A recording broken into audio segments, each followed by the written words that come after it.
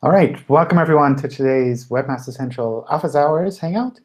My name is John Mueller. I'm a Webmaster Trends Analyst here at Google in Switzerland. And part of what we do are these Webmaster Office Hours, where webmasters and publishers can come together and ask us questions around web search. As always, if any of you would like to get started with a question, now's your chance. Yes, I have a question. All right. I actually wrote it in the Google Plus thingy, but the question is regarding Search Console performance reports. I do a lot of click-through rate optimization, and some of the results that I see is that we get more clicks. The picture I posted in the Google Plus there was where we had like 100% increase in clicks, but the average position kept declining. So we went from, like, let's say 100K clicks to 200K clicks, but we went from an average position at like 7 to 12. So I'm wondering, how is average position really calculated? Are we suddenly ranking on a lot of long tail keywords that we maybe rank badly on, and then that affects the average position, or what's going on? That could be happening, yeah. So if you're curious about where that's coming from, I would definitely try to drill down and get as many of the details as possible to figure out like where that change is happening. So the average position we show is the average top position of your site in the search results for those queries. So if you're seeing like 12, then that's probably on page 2 on average, but that's across all of the queries that we track there. So one thing that I know a lot of people do is they try to split up between branded and non-branded queries. And even within the non-branded queries, you can try to create some kind of groups around different kinds of queries and track the performance there. And that's where you're more likely to kind of understand how the ranking changes over time as well. So that's kind of the direction I would go there. Obviously, clicks and ranking aren't really related. So it's not, if you increase your click-through rate, then you're automatically.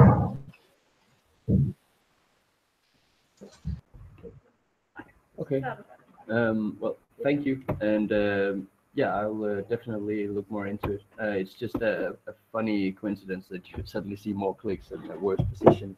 But as you say, it's not directly related. But yeah. Yeah. Definitely. Usually what I do is I just try the different filters and see where that might be coming from. Sometimes it's something weird, like in one country you're ranking really well, and suddenly you're very visible there for a lot of queries. And in other countries, maybe you're not ranking so well. And then on average, that ends up somewhere where maybe you wouldn't expect that. We see that with the Webmaster Central blog, for example. Sometimes for reasons totally unknown to me, it ranks for the query Google in some specific countries. And when that happens, for a couple of days, we'll have tons of impressions and almost no clicks there, because like, who wants to go to the Webmaster Central blog if they're just looking for Google? So these kind of things can really throw the numbers off if you're not careful and look at the details. OK. Thank you. Sure. All right. Any other questions before we head off into the submitted ones?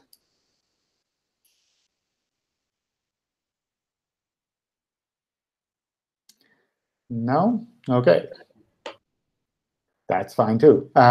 We'll have time for more questions towards the end. So if there's something still on your mind, feel free to jump on in then.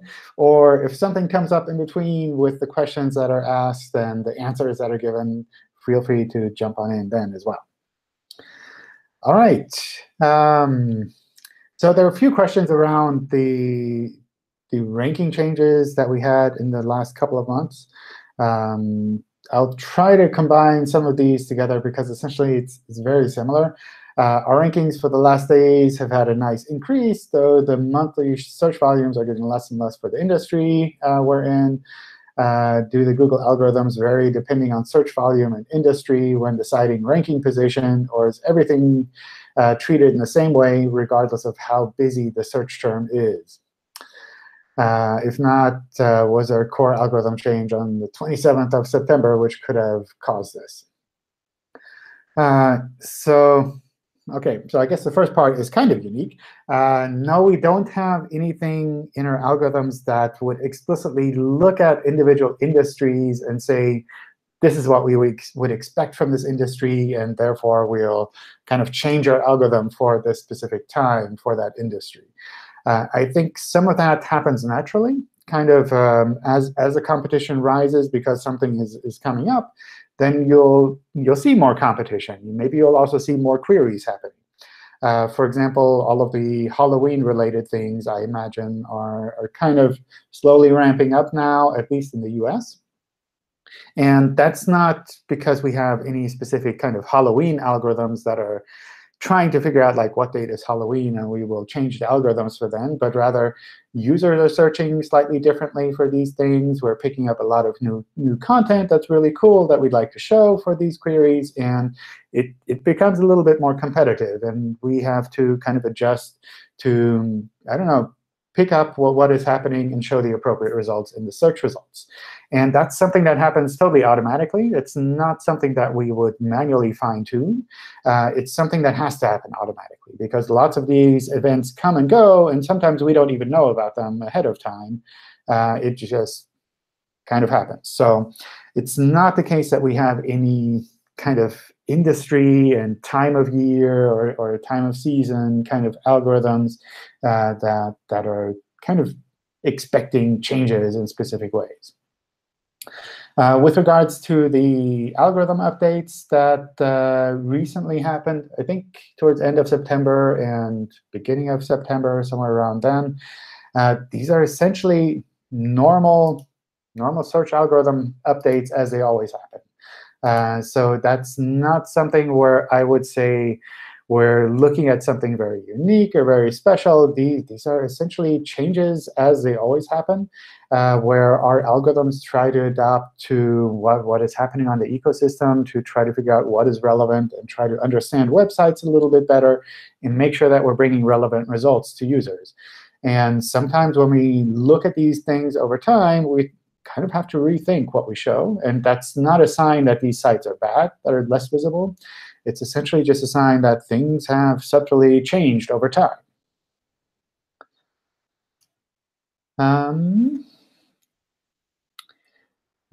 OK, here's a mobile-first indexing question. This is kind of unique. Our website moved over to the mobile-first index. However, I noticed we don't display our blog section on mobile, whereas we do on desktop. Could this affect rankings as our blog section articles internally link to product pages and categories? So this feels like a kind of a unique setup that you probably want to fix, just because maybe users on mobile want to see your blog pages as well. But the other thing that I suspect might be happening here is that maybe you just don't have a mobile-friendly design for your blog. It's still accessible on mobile. It's just not mobile-friendly.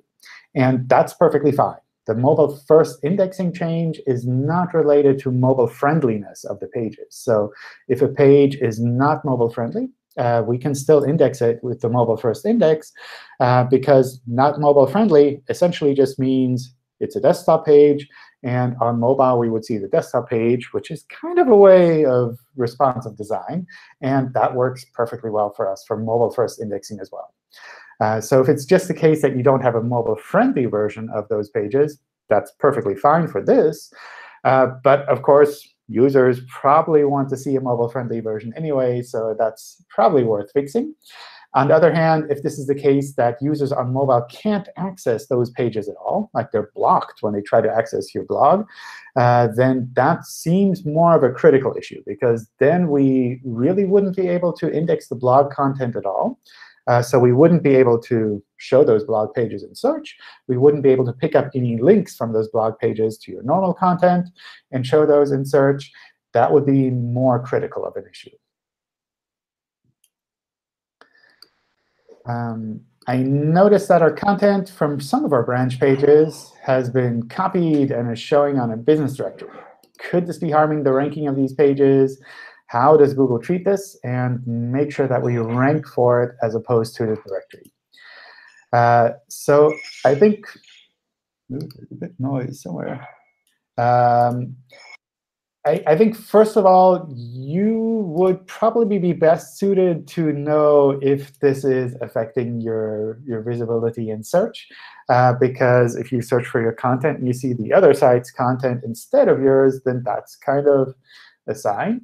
It's not the case that our algorithms are like subtly changing things around when you're not looking, that kind of changing the rankings there. So that's something where I'd really recommend that you, as the expert for your content, for your types of content, would be able to kind of judge that on your side. And you'll quickly see if these other pages are ranking instead of your pages, then that might be something you need to work on. On the other hand, if your pages are ranking perfectly fine, then I wouldn't really worry about those other pages. There's a lot of copying that happens on the web, and that's not something that, for the most part, causes any problems. We're adding a lot of new pages to our e-commerce site at the moment. When these pages get indexed, how long before the algorithms and Panda decide whether to score them positively or negatively? What we're trying to do is gauge whether these pages are good enough to rank or if we need to do more work on them. So there's no fixed time for kind of processing and indexing a page. For the most part, it happens fairly quickly, within maybe a couple of minutes, maybe a little bit longer. But that's something that kind of depends on us being able to crawl those pages quickly and us wanting to index those pages. But that said, you wouldn't necessarily immediately see how these pages perform in search, and you wouldn't have an indicator of what Google's thought about the quality of your pages is. So that, again, is kind of a situation where you're the expert. You're the expert for your content, and you would be best suited to know if your pages are good or if the pages need some more work. That's not something that I would outsource to Googlebot.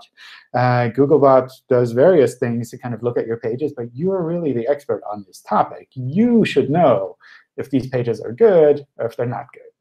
So that's a situation where I'd say you need to figure that out and not wait for Google to kind of make a judgment call. We're an affiliate site, and our branch pages, we wanted to add value. So we're thinking about adding directions to our stores, as opposed to just having a map and kind of Google direction links. Is that a waste of time?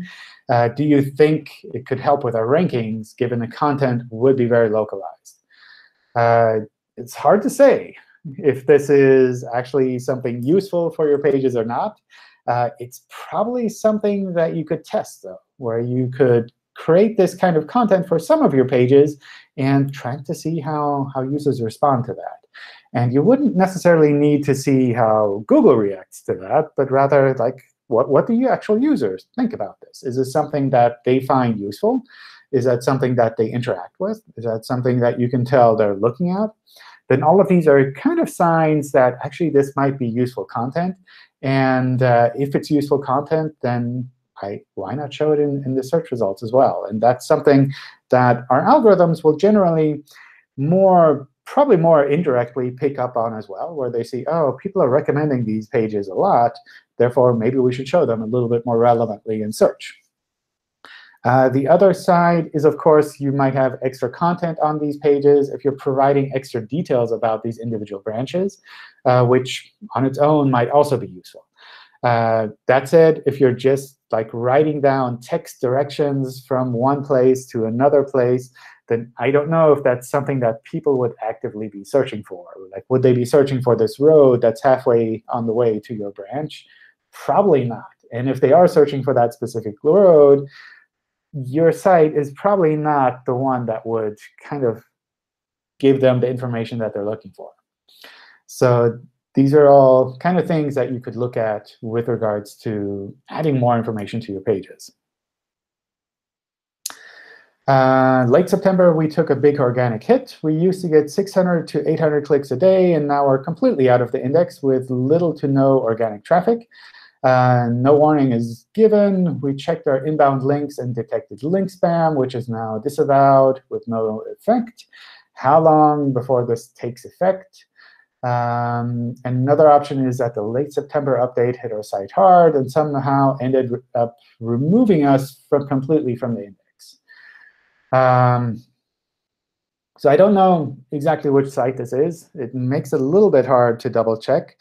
What I would definitely do is post in the Webmaster Help Forum with some of the details, so specific queries where you're seeing that your site used to be showing up, ideally fairly generic queries, so not like one long string of text from your pages and saying, like, this is where our site should be, but something kind of generic where your site was showing very prominently in the search results and is now not visible at all. Individual URLs that used to be visible in search but are not anymore. All of that can be very useful. The one thing that I would also try to differentiate is to figure out, were you removed from the index, or are you just ranking worse now? Because there are very big differences between not being indexed and just not ranking. So one way you can kind of double check to see what is indexed is to do a site query for your website. So just site and then colon and then your domain name, for example. And that way you can kind of see which of your pages are still known to Google, which of these pages are still indexed. It's not a comprehensive list. The number on top that we show is a very, very rough approximation. So I wouldn't focus too much on that. But you'll quickly see, are kind of the relevant pages from your site, are they known to Google or are they not known? If they're not known to Google, if they're not indexed at all, then that's usually more of a sign that there's a technical issue involved, that maybe something on the server isn't working well. Maybe there's a no index tag that you weren't aware of. Maybe there's something with the Robotstxt file that's not OK. And that's very different from a quality issue that might be affecting your website. So that's kind of the differentiation that I try to figure out first. And the folks in the forum are very good at digging into these kind of problems as well. So if you're unsure if it's a technical issue or just a ranking issue, or I know a ranking issue isn't like just a random ranking issue. Sometimes these are really hard as well. But kind of being able to narrow it down a little bit, that makes a big difference. It makes it a lot easier for you to figure out where you should be focusing your energy. And again, folks in the forum or in some of the other Webmaster forums, they're usually pretty experienced with these kind of things and can help you to narrow that down a little bit.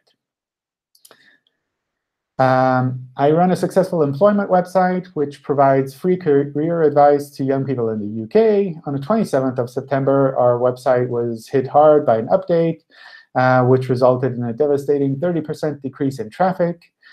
We adhere to the Webmaster guidelines. The website wasn't affected by the August update or any previous updates. Could you please confirm what kind of update this was? So again, kind of going back to the previous questions, there's nothing specific around these updates that we would say we're focusing on a specific meta tag or a specific kind of content where we'd say, like, you need to make sure to, I don't know, make your text readable or something like that. A lot of these updates are just essentially general search, ranking, relevance updates that we would always make. So it's not that there's anything specific that we could point out and say, this is exactly what you need to do. Rather, we're kind of reevaluating how we look at websites overall and how we show them in the search results. And again, that's not a sign that you're doing something wrong. It's essentially just kind of a reevaluation of what we think we should show for individual queries. And I realize this makes it kind of tricky as a webmaster that's affected by these kind of changes. But essentially, it's more a matter of taking a step back and thinking about your website overall and thinking about what could you do overall to kind of really significantly improve things so that with the next updates, when Google makes them, things will look better again. And this is something I've seen for some of the sites over the last couple of months, where they'll say, oh, it's like 1 month, everything is terrible. And then a month later, it's like, yes, we made it. We got things back on track again. And these things can change over time. And essentially, similar question. We work in the pharma chemistry industry. We run an e-commerce site. And the 27th of August update. So essentially the same thing here, where I don't have any specific advice where I could point at and say, this is kind of the meta tag that you're missing that you need to do. It's really a matter of taking a step back and thinking about what you could do to increase things overall.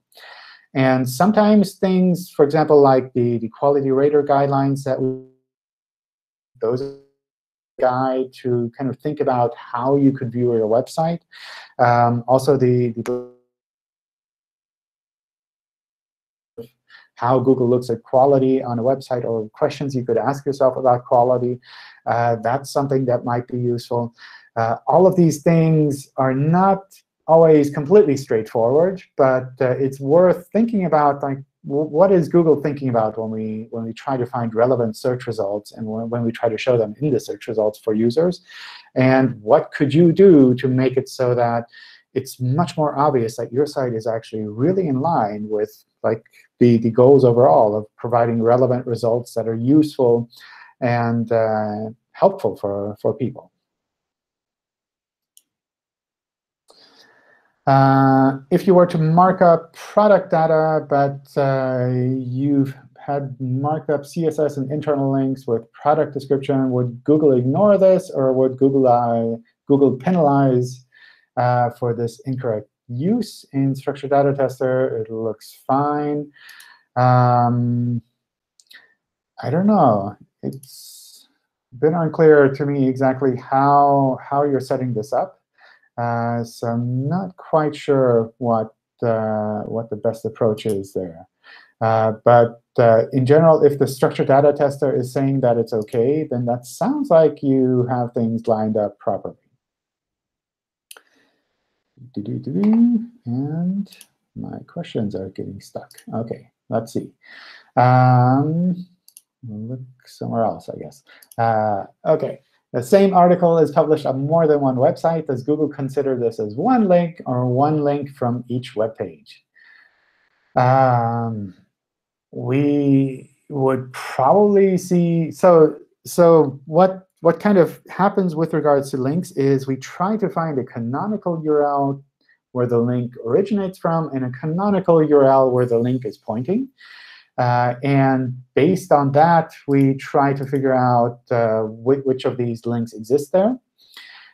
So if we see these multiple pages with the same article as being one URL, if they're essentially dupe eliminated, in that we think these are actually exactly the same thing, then we would probably see that as one link from that page to one link on an external page. On the other hand, if these are just the same article posted on individual sites, then we would probably see that as individual links. That said, if you're just going off and posting the same article on a bunch of sites, just having a number of links to your own website through this kind of article reposting doesn't necessarily help your website. So just because you have a lot of links pointing to a page doesn't mean that it'll automatically rank better. It's essentially something where we try to look at the bigger picture instead. The HTTP version of a client website is still receiving some impressions and clicks in Search Console after migrating to HTTPS about a year ago, mainly on the homepage. The redirect is in place, and the HTTP version in Search Console has the majority of the data. Any ideas on how that could happen?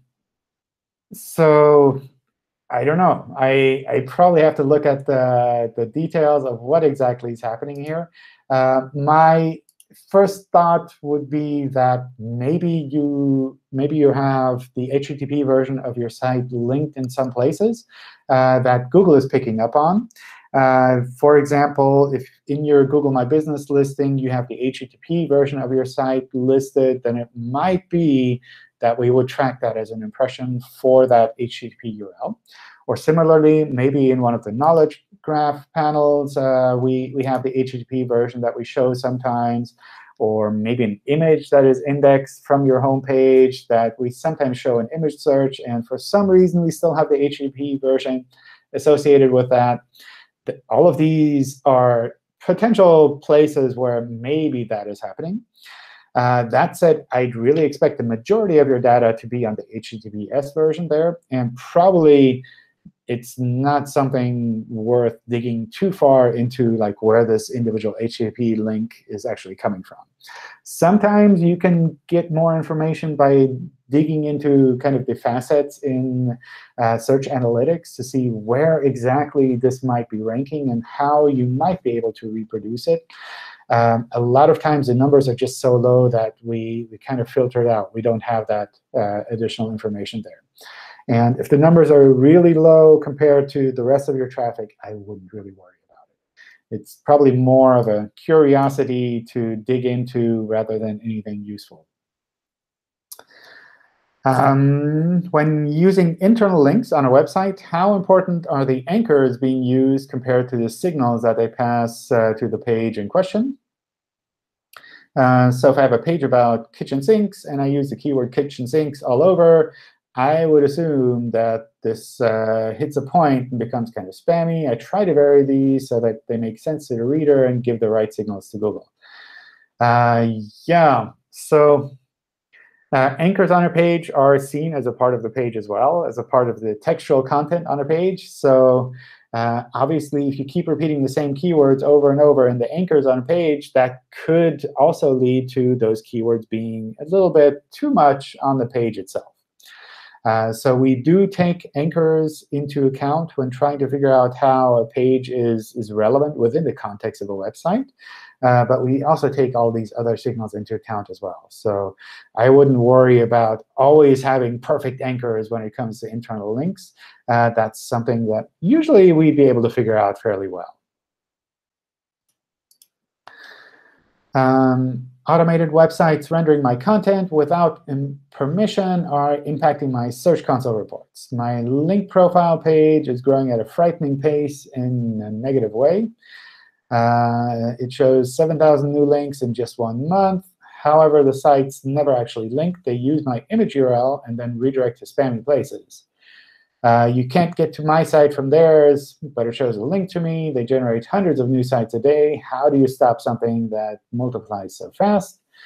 There's some examples here. I can pass these on to the team.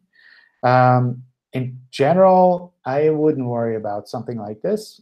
This is something that our algorithms have a lot of practice with. So these kind of auto-generated spammy sites are things we've seen tons and tons of over the years. And our algorithms are generally pretty good at, like, we can still pick up those links and we'll show them to you because we found them, but it doesn't mean that we treat them in any way with any kind of weight. So I usually wouldn't worry about it too much there. I have a question about average position. I think we looked at this. Can AMP be applied to a trip site that has a widget, or is this technology just for content? I'm not sure what you mean with a trip site that has a widget. So that's kind of tricky. But in general, there are lots of ways that you can implement AMP. So I wouldn't worry too much about kind of the general kind of like type of website that you have, but rather think about the type of content that you have on the website. With AMP, you can use that for individual pages. You don't have to use that for the whole website. You can take a part of your website and put that on AMP. You can take individual pages and put them on AMP. Or you can say, I don't want to care about this AMP stuff at all, and just keep all of your stuff on your normal website. That all works as well. AMP is a great way to make really fast pages, but there are other ways that you can make really fast pages as well. So that's not something that you always need to do. That said, AMP is expanding at a really quick rate. They're doing lots of really cool stuff. So if AMP isn't suitable for your website now, or if it wasn't suitable maybe a year ago when you last looked at it, maybe things are kind of shifting in that direction regardless. And there are more opportunities for using your content within the context of an AMP page. What is better, or what does Google understand better, an iframe widget or JavaScript widget? I think it kind of depends on what you're trying to do there. For the most part, we can pick up iframe content and JavaScript content and associate that with the page as well. However, in both of these cases, you're kind of making it a little bit harder than usual to kind of pull in that content and show that within the context of the primary page that's actually showing this content. So I'd say from my point of view, both of these are useful options. It depends a little bit more on what you're actually trying to do there. What does Google use the product description in schema for? I know it helps Google to understand the product more. However, is this used for any rich snippets? I don't know offhand. I don't know. It might be that maybe some of this is used for product search as well. I don't know the details there. So I don't know if it's unclear in the documentation on the developer side. Maybe start a thread in the help forum, and we can try to pick that up and talk with the folks who are creating this content and see if there's something that we can clarify there. If a page has been no indexed for a long time, does Google treat these as soft 404s? And also, if too many URLs redirect to one page, does this get treated as a soft 404? And also, do a lot of soft 404s impact the quality of a site as per Google guidelines? So both of these cases could be seen as soft 404s.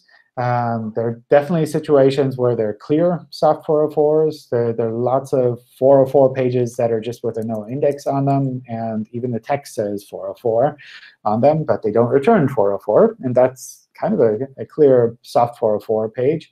There are also other pages that are more like category pages that have a no index on them. And for the most part, we can crawl them and crawl those links anyway. And maybe they'll be soft 404, maybe not.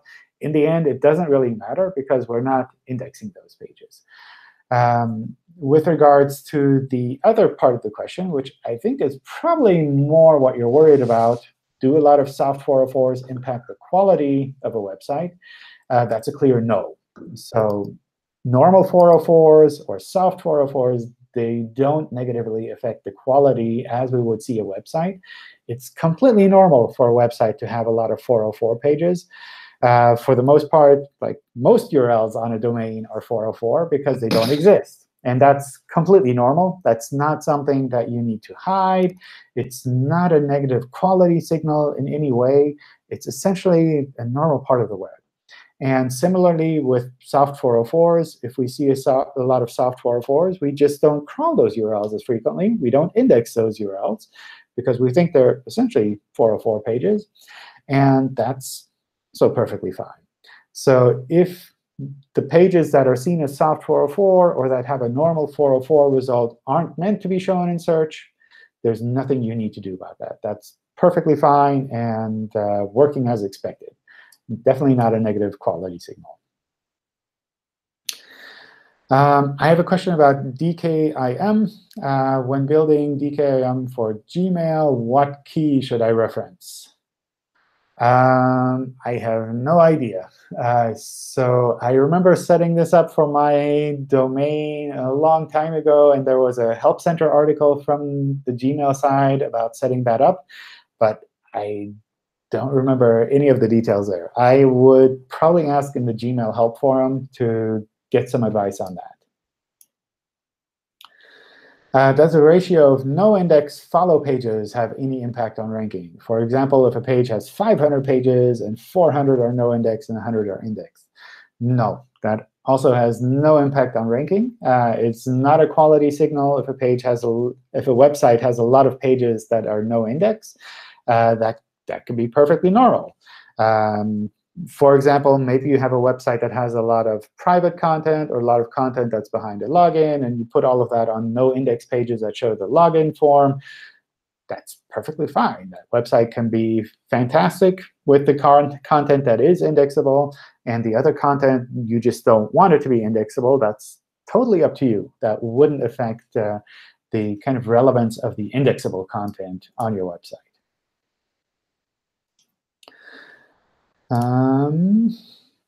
Technical question regarding crawling and rendering. Our main content is initially hidden by inline CSS.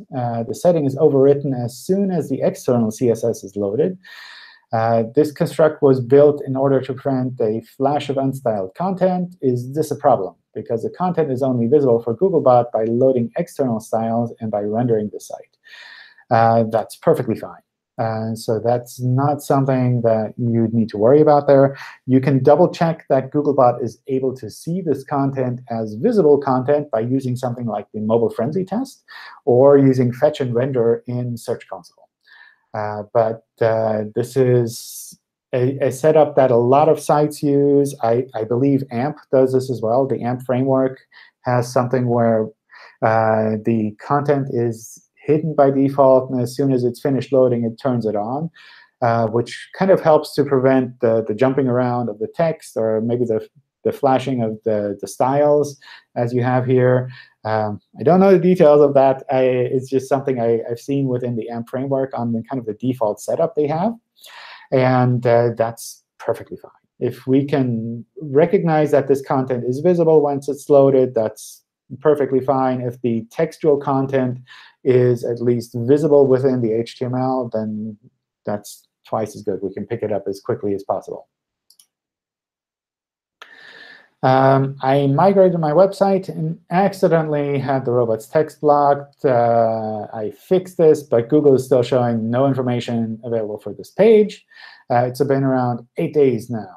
I haven't seen any change. I did fetch as Google for my Robotstxt, but it's still not working. So usually this kind of thing gets picked up fairly quickly.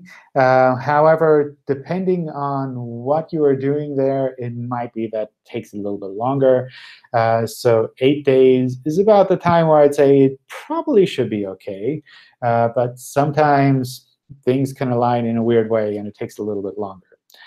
Usually, we crawl things like the home page, the more important pages on a website, a little bit more frequently, so maybe every couple of days.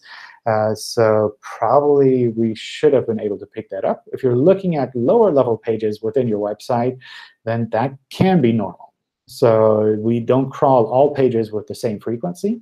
Some we crawl every couple of days, some maybe every couple of weeks, some every couple of months. So if you're looking at a specific lower-level page on your website that we just crawled, it might be that it takes a couple of months before we kind of definitely pick that up and show that again. What you can do here is use the fetch and submit tool in Search Console for that URL. So not for the Robotstxt file, but for that URL that you see as being blocked. By doing that, you can first of all confirm that the Robotstxt file is OK. So if Google is able to render that page and show that to you, that means we're able to crawl it. So things are OK now. And from there, you can use the Submit to Indexing button to let us know that we can pick this up again and reprocess it for indexing as quickly as possible. So that's usually the fastest way to get this done.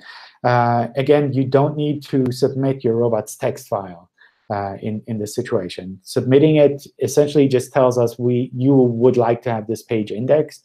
And you probably don't need to have your Robotstxt file indexed. That's something that we pick up and use automatically when we crawl your website normally. Our site deals with commercial properties, and we're observing some very odd rankings, but only in relationship to one niche product landing page, and only for a specific territory for the UK. So we rank highly in all territories we monitor, including the UK. We rank even higher in all territories except the UK for the full product title. Oh, this is getting complicated. Sorry about that. Oh, is that your question? It is. Hi. Okay, maybe you can elaborate in person. Sure, thank you. So basically across the whole web, all the different territories in terms of google.co.uk and google.com, which are the two main locations that we're looking at, we have historically ranked very high for one of our #1 selling products. I didn't want to write it on the message thing there, but specifically it's Afan Valley Adventure Resort. So if you type in Afan Valley, to any of the local Googles will be up there, quite rightfully at about the 4th or the 5th position. There are obviously more relevant sites that would rank higher than us. If you type in Afan Valley Adventure Resort, in literally every result other than google.co.uk, we rank even higher than just for Afan Valley, because it's obviously more specific to that particular development.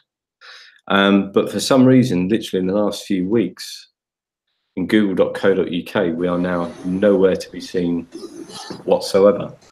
And we're stumped. I can't see any signals from Search Console. It is the company doesn't have endless resources, but I'm now going through and doing a link audit. I can see that we possibly have been given some spammy links recently within the last 2 months or so from some generous soul, but none of those have the anchor text saying anything about Adventure Resort that would make me think, oh, that's what it is specifically, and that's why we've just seen ourselves eliminated for that particular search. So I didn't know whether or not you had any thoughts as to what it might be. I'm completely stumped. It's hard to say offhand. So one thing I've sometimes seen in cases like this is when things head towards kind of a keyword stuffing situation, where the same keywords are used, I don't know, hundreds of times on the same page, then we might look at that page and say, I don't know how relevant this is actually. It seems like they're trying to overdo it in a completely unnatural way. So that's one situation that could be happening there. But I suspect that's probably not going to be the case in your situation, because it's like such a long keyword. And like if you did keyword stuffing on like this long keywordy thing, then the whole page would be really hard to read. So what I do there maybe is, if you can send me some queries where this is happening in some of your URLs where you saw this happening, you can copy them here into the chat. I can copy them out afterwards. Then I can double check with the team to see if there's anything kind of weird happening on our side. Okay, that would be absolutely awesome. Thank you ever so much. Can I just add one minor thing onto that question? So I haven't had to go through and do any link disavowing for some time, but this has kind of brought the issue to the forefront, just to go through and do a link audit, which generally I try and spend our time creating new content and not doing sort of defensive work like this. Is it still required, if disavowing links, to try and contact the webmaster from that spammy site to get them to remove the link, or can we just go ahead and put the domain into the disavow and have done with it? I think in a case like this, I would just put them in a disavow. And yeah. And okay. My guess is that something like this would not be related to the links. Because if we're seeing problems with the links, then probably it'd be something more where we contact you from the web spam teams, like, hey, they're problematic links to your site. You need to take a look there. Because it sounds like it's such a niche situation that you wouldn't be like buying, I don't know, thousands of links, and our algorithms would have to do something crazy to kind of try to neutralize that. So my guess is those links are probably not related to what you're seeing. OK. Thanks very much, John. I'll get those links over to you. OK, fantastic. Hi, John. Cool. Yeah. Actually, my question is regarding robot.txt file. I have already posted here. My home page has been blocked for around 10 to 12 days. And I do all the things. I checked multiple times my robot.txt files.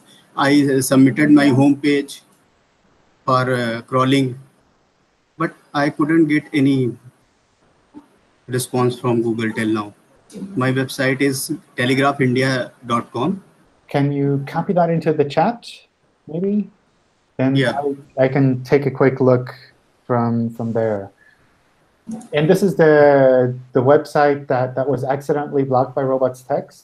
Is that correct? Yeah. Actually, I have migrated around 1 million pages from old URL to new URL.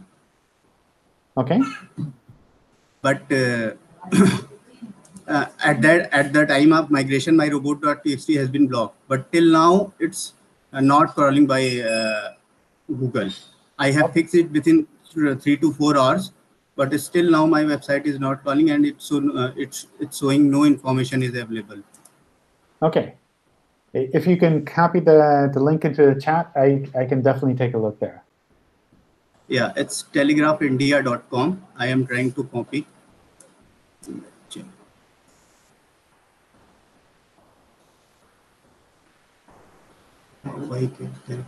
OK. Let me just double check to see what I can see here.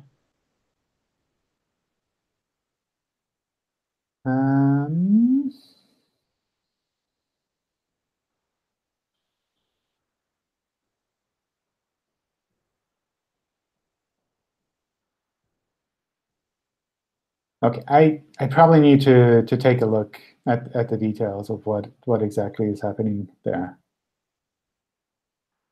OK. All right, I'll take a look at that later on. And if you have a thread in the Webmaster Help Forum, maybe you can post a link to that thread in the Google Plus thread, and then I can follow up with you there. Okay, sure. I will post here in this comment. Okay. All right. Or you are asking something else? Yes. If you have a thread in the Webmaster Help Forum, then yeah, I have. Okay. All right. Let's see. Some longer questions are still here. Health website. Also, I think seeing changes around end of August. Again, this kind of comes into the same situation as before with the more general updates that we make around search. So it's not the case that there's anything specific I'd be able to point at and say, this is what you need to do. It does sound like you're already looking into the quality rater guidelines and trying to get a better picture of kind of the way that Google sees these kind of websites, which I think means you're kind of on the right thread there. A 3-month-old website, when I index the home page with Search Console or other inner pages, then keywords appear in Google and rank on the 5th or 6th page, but they remain for a day or so, and after that, they're nowhere in Google.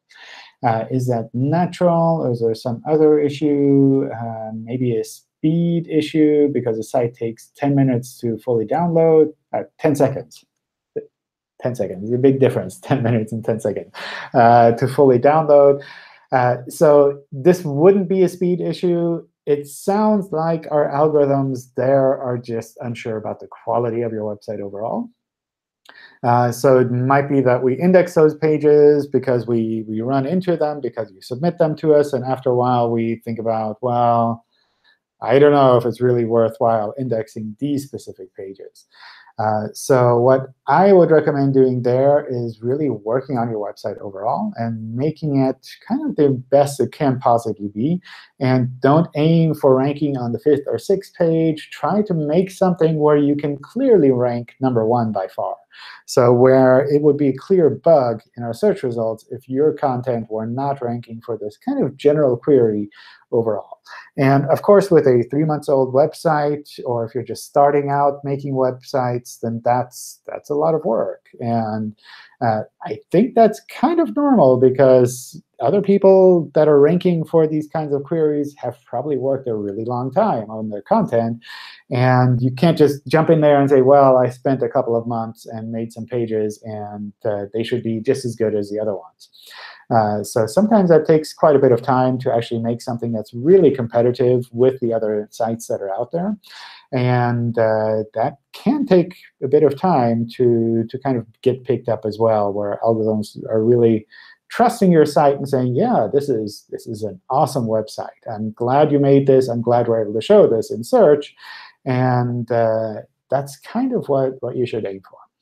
And if the topic that your website is on is currently very competitive, so if you're aiming for something where there's already a ton of content out there, and you're like, I really love this topic, and there's lots of content out there, I'll get all of this traffic, then maybe it's a good idea to kind of scroll back a little bit and say, OK, I'll pick a topic that I know a lot about, but where there isn't a lot of content already, where it's easier for me to kind of be competitive, where it's easier for me to really clearly be the #1 authority on this topic. So that's kind of what I would aim for there. Don't just try to be as good as other websites out there. Really try to be something unique and significantly better than the rest.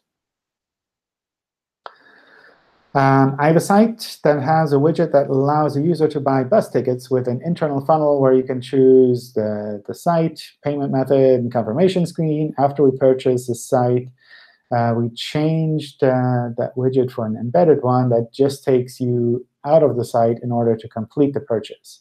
Does this affect my site in, I guess, with regards to like people actually going somewhere else to complete the purchase?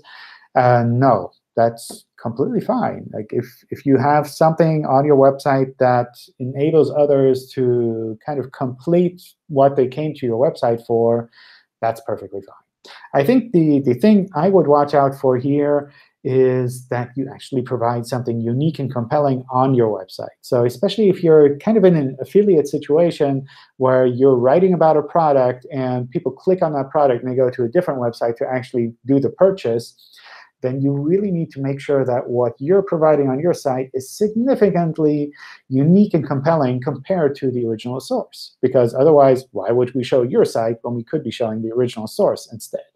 So really try to aim to be significantly better than everything else and to really provide something unique and compelling that makes it so that it's worthwhile for us to show your site instead of all of the others that are out there.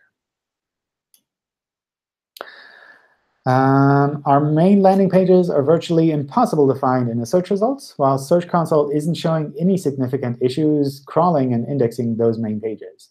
This is an established brand website with strong ranking history. What it looks like, the algorithm is penalizing or applying a filter to our primary landing pages in regards to the most current update. We have no manual actions. We don't engage in any sketchy SEO practices. Is it possible that this update is completely removing pages from the index? So kind of similar to the other previous question, you really want to figure out, are these pages actually removed from the index? Or is this just a matter of those pages not ranking as well as they used to? And that's kind of a really basic and significant difference. And that's something that you'd want to drill into and really figure out. There's like those pages that previously were ranking, which you can see in Search Console, are they still indexed? And you can use the inspect URL tool in Search Console to figure that out, to see, does Google still think these pages exist? And if Google thinks they don't exist anymore, but they still do exist, like trying to figure out like what the technical reason is why they dropped out of the index. And from there, you can either focus on technical things to figure out what you need to do from a technical point of view to get these pages back indexed, or quality things with regards to what you might need to do with your website overall to significantly kind of raise the quality bar overall, to make your website even more relevant than it used to be, especially compared to everything else that was out there. So that's kind of, I think, the different things that you'd want to be looking into. And usually, if a page is not indexed, it's very likely to be a technical issue, unless it's a very new website. If it's a very new website, then that's something where everything is still kind of a little bit in flux, and it's unclear how we would be able to index all of this content. But if it's something established that used to be indexed fairly well and suddenly not indexed at all, then usually that points more to a technical issue than to a quality issue. All right. Ooh, wow, lots of things in the chat. OK. I think these are mostly details with regards to previous questions, so that's fantastic. OK, I'll copy all of these out and make sure that I have them. I can't promise that I'd be able to get back to you on all of these things, but we do pass them on to the team here. So if there's something that the team needs to do with regards to these changes, then we'll be able to figure it out from there. Usually, if you have a thread in the help forum, like one of you link to that, then that'd be a way for us to kind of get back to you and provide some more details if there's something unique that we can bring back to a discussion like that. All right. Any other questions from any of you? Yeah. Hi, John. How are you? Hi. Am I there? Yes. OK. I have a question. I have a rather large website, an existing website, and we've redesigned it. And we want to go from a new design, go from the old design to the new design. And I did this a few months ago. I came and talked to you about it with a different website. And one of the suggestions you said was to transition slowly, because we had a kind of bad experience in the last one. So the question is now is, in terms of the transition, my intention was to do this kind of like a A/B test, where I'd use a service worker on like Cloudflare or one of these services, and then split a portion of the traffic. To begin with, a small, let's say 10% of the traffic goes to the new server, and 90% goes to the old server.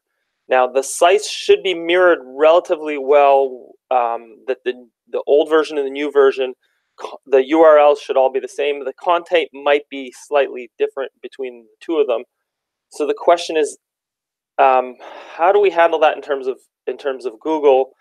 And what happens if we're showing two URLs that are different? And how do we eventually make the switch fully over from one to the other? So what are you changing on the site? Are you moving URLs or just the content, the layout? It's mostly we've tried to keep the layout, the UI, and the content basically the same. We're basically changing the whole backend system. So but with the new backend and the old backend, things don't overlap exactly one-to-one. So there are hopefully not too many differences, but there could be differences on the pages. And so the URLs would be the same, or the URL structure is going to remain the same, yeah. OK. Yeah, I don't know. I think in general, that kind of situation should be totally unproblematic for Google, because it's essentially transparent. We don't see what is happening. We don't see the actual changes, because we look at the HTML that you serve to us. And if the HTML is essentially the same as before, then like we're all happy. So from that point of view, I think for the most part, that's not something you really need to worry about. I think doing it gradually is definitely a good idea. What I would do there, though, is not do it kind of in like a % of traffic way, but rather in a distinct part of your website way, so that you can recognize when things break, if something goes wrong. Because if you're taking 10% of the traffic, then you never know which version Google has picked up from those URLs. Whereas if you say, well, I'll start with, I don't know, category pages, or with the higher level pages, or all products from A to C, or however you can split that up, then it's a lot easier for you to say, OK, I can track this set of pages, on the one hand, from analytics to see how users react to that, on the other hand, from Search Console to see how Google reacts to that. So the clearer you can make those chunks in a way that you can monitor them, when it comes to kind of the search changes, the more you'll be able to catch any issues that might pop up along the way. Okay, because originally I was thinking to do it on a type of randomized fashion, but the problem is also in that case is that Google one day would come to a URL and get shifted to the new version, and then the next day it would crawl it again, and then get shifted back to the old version, and then would be under the impression that it has changed twice in 2 days or whatnot. I think the changing part is not a problem. It's really mostly a matter of you being able to monitor like what is actually happening. It's like when you see that a page drops in ranking, can you double check to see if Google was seeing the new version or the old version? If it happens randomly, like you never know. It's like maybe today it's the old version, tomorrow it's the new version, and then the day after tomorrow you look at the search results and you see a change. You know, like which version caused this change? You don't know. Okay. So that's why I try to take specific parts of your website so that you can really monitor that a little bit more, kind of more directly. Okay. But the switching back and forth, that you don't think is going to cause a problem if there's slight discrepancies within the page? I don't see any problem with that. Yeah. Okay. Okay, perfect. Thank you. Cool. All right. We're a little bit over time. So with that, I'd like to thank you all for joining in. It's been good discussions, lots of good questions. Looks like there's some homework for me as well. So some forum threads and a bunch of questions there in the chat. I'll try to follow up on that as much as possible. And otherwise, feel free to jump on in the forum and discuss this with others as well, or to ask those questions again on Friday when we join again. All right. Thanks, everyone. And I wish you all a great afternoon or a great day. Bye.